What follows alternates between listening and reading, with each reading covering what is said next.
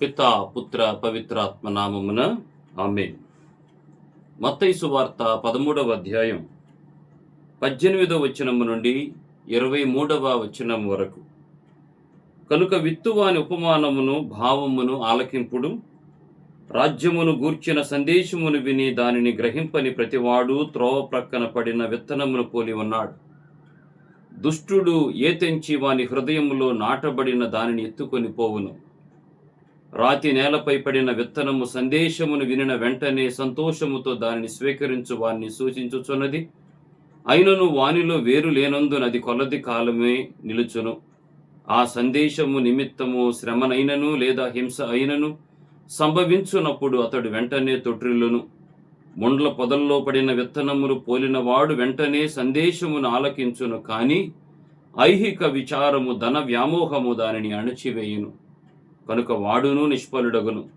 సారవంతమైన నేల యందు పడిన విత్తనమును పోలిన వాడు సందేశమును విని గ్రహించి 100 60 30 ఫలించును. క్రీస్తునాథుని యందు ప్రియ దేవుని బిడ్డలారా, దేవుని యొక్క వాక్యాన్ని ఆలకించేటటువంటి వాని యొక్క జీవితంలో కలిగేటటువంటి ప్రయోజనాలు ఏమిటో ప్రభు ఈరోజు సందేశాన్ని ఇస్తూ ఉన్నాడు. దేవుని యొక్క వాక్యం యొక్క విశిష్టత, దాని యొక్క గొప్పతనం ఏమిటి? ప్రియులారా, ఈరోజు నేను మీతో 2 విషయాలను ధ్యానం చేయబోతున్నాను. మొదటిది, దేవుని యొక్క వాక్యం చేకూర్చేటటువంటి ప్రయోజనాలు ఏమిటి? రెండవది, మన జీవితం, మన హృదయం ఫలించేటటువంటి హృదయంగా మారాలి అంటే మనం ఏం చేయాలి? 8 ప్రయోజనాలను మీ ముందు ఉంచబోతున్నాను. ప్రియమైన బిడ్డలారా, దేవుని యొక్క వాక్యాన్ని వినటం వలన కలిగేటటువంటి ప్రయోజనాలు 8. మొదటి ప్రయోజనం ఏమిటి అనంటే, కీర్తన గ్రంథంలో 119వ కీర్తన 11వ వచనంలో, నేను నీకు ద్రోహముగా పాపము చేయకుండుటకుగాను నీ వాక్యమును నా హృదయమున నిలుపుకొనుటకుగాను నేను నీ వాక్యమును వినినట్లుగా చేయు. నేను నీకు ద్రోహముగా పాపము చేయకుండా నీ వాక్యమును నా హృదయములో నిలుపుకునేలాగా చేయి. నీకు ద్రోహముగా పాపము చేయకుండా ఉండాలంటే నీ వాక్యము నా హృదయములో నాటబడాలి. పాపానికి దూరంగా ఉంటాం. మొదటి ప్రయోజనం. రెండవ ప్రయోజనం, పౌలు గారు రోమాపౌరులకు రాసిన లేఖ 1వ అధ్యాయం 16వ వచనంలో, నేను సువార్తను గూర్చి సిగ్గుపడుట లేదు, ఏలయన అది విశ్వసించు వారందరుకును, యూదులకును అన్యులకును కూడా రక్షణను వసగు దేవుని శక్తి. రక్షణను వసగుతుంది దేవుని యొక్క వాక్యం. పాపానికి దూరంగా ఉంచుతుంది.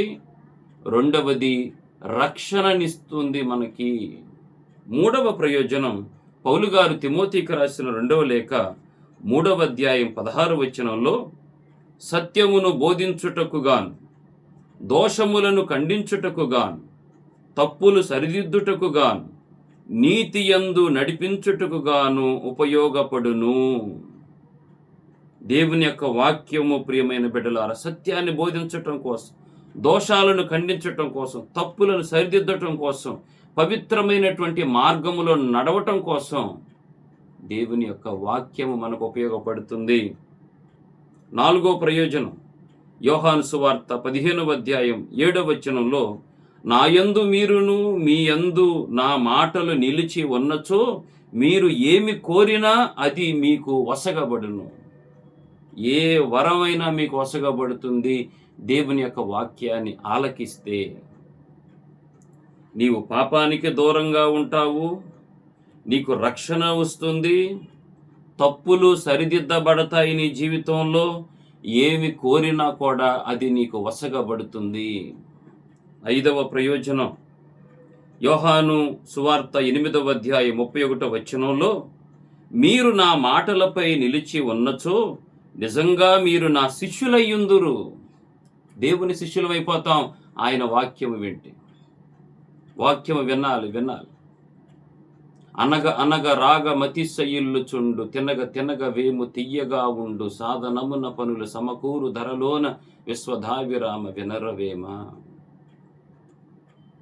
తినగ తినగ వేము తియ్యగా ఉంటుంది. అనగ రాగము సాన పట్టబడుతుంది. సాధన చేస్తే ఈ ధరణి మీద మనం సాధించలేనిది ఏదీ లేదు. అలాగే వాక్యాన్ని వినాలి. వినగా ప్రియులారా, అందుకే తెలుగు భాషలో మనం ఒక జాతీయాన్ని ఉపయోగిస్తాం. చెవులు కోసుకోవాలండి అంటారు. చెవులు కోసుకోవటం అంటే ఏంటి?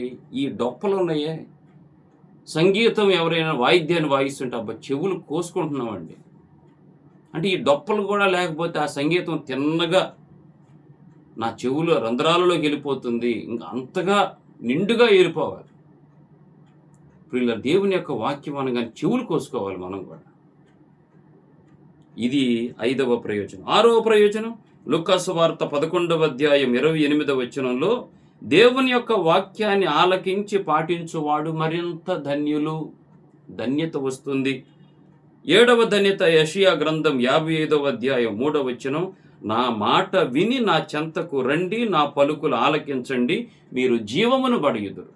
జీవం వస్తుంది నీలోకి, బ్రతికి ఉంటావు. ఇక ప్రియులారా, 8వ చివరి ప్రయోజనం ఏమిటంటే యోహాను సువార్త 5వ అధ్యాయం 24వ వచనంలో, నా మాటలను ఆలకించి నన్ను పంపిన వానిని విశ్వసించు వాడు నిత్య జీవము పొందుకుంటాడు. పరలోక సాన్నిధ్యం. ప్రభు చూడండి ప్రియులారా, ఈ 8 వరాలు, నీవు పాపానికి దూరంగా ఉంటావు. 2వది, నీకు రక్షణ వసగబడుతుంది. నీ జీవితంలో తప్పులు సరిదిద్దబడతాయి. నువ్వు ఏమి కోరినా కూడా అది నీకు వసగబడుతుంది. మీరు ధన్యత పొందుకుంటారు, జీవమును పొందుకుంటారు, నిత్య జీవమును పొందుకుంటారు, ఆయన శిష్యులై ఉంటారు. ఇన్ని ధన్యతలు దేని వలన సాధ్యం అంటే, దేవుని యొక్క వాక్యాన్ని నీ హృదయము అనేటటువంటి పొలంలో నాటారు. ప్రియుల, విత్తువాడు మంచివాడు, మేలైనటువంటి వాడు, విత్తనము మంచిది. విత్తువాడు ప్రభువు, విత్తనము దేవుని యొక్క వాక్యం. విత్తువాడు మంచివాడు, విత్తనము మంచిదే, కానీ వేసేటటువంటి పొలం ఎటువంటిది? త్రోవ ప్రక్కన పడ్డవారుగా ఉన్నామా? ముళ్ళ పొదల్లో పడినటువంటి వారిగా ఉన్నామా? రాతి నేల మీద పడినటువంటి వారిగా ఉన్నామా? లేకపోతే సారవంతమైనటువంటి నేల మీద పడినటువంటి వారిగా ఉన్నామా? ప్రియులారా, మన జీవితంలో హృదయము అనేటటువంటి పొలం అంట 4 రకాలు. ఏమిటా 4 రకాలంటే, స్పందించని హృదయము అంటే అన్రెస్పాన్సివ్ హార్ట్. 2వది దూకుడు హృదయం, ఇంపల్సివ్ హార్ట్. 3వది వ్యామోహ హృదయం, ప్రీఆక్యుపైడ్ హార్ట్. 4వది స్పందించే లేక ఫలించేటటువంటి హృదయము. స్పందించని హృదయము, దూకుడు హృదయము, వ్యామోహ హృదయములలో పంటలు పండవు. చిన్న చిగురు వస్తుందేమో కానీ పంట కాలము దాకా, కోత కాలము దాకా ఇవి నిలబడవు. సారవంతమైనటువంటి నేల మీద పడితే 100 60 30 నువ్వు ఫలిస్తావు. ప్రియులారా, ఎటువంటి హృదయాన్ని కలిగి ఉండాలంటే, మనకు బైబిల్ గ్రంథంలో ఆదర్శంగా నిలిచినటువంటి ఒక గొప్ప వ్యక్తి మరియ తల్లి. మరియ తల్లి తన యొక్క హృదయంలో దేవుని యొక్క వాక్యాన్ని తన హృదయంలో ఎలాగా నిలబెట్టుకుంది అంటే, 3 విషయాలు మరియ తల్లి జీవితంలో చూడొచ్చు. మొదటిది, దేవుని యొక్క వాక్యాన్ని ఆలకించింది, హృదయంలో పదిలపరుచుకుంది. లూకాసు వార్త 2వ అధ్యాయం 19వ వచనంలో, మరియ తల్లి సమస్తమును తన మనస్సున పదిలపరచుకొని మననము చేయుచుండెను.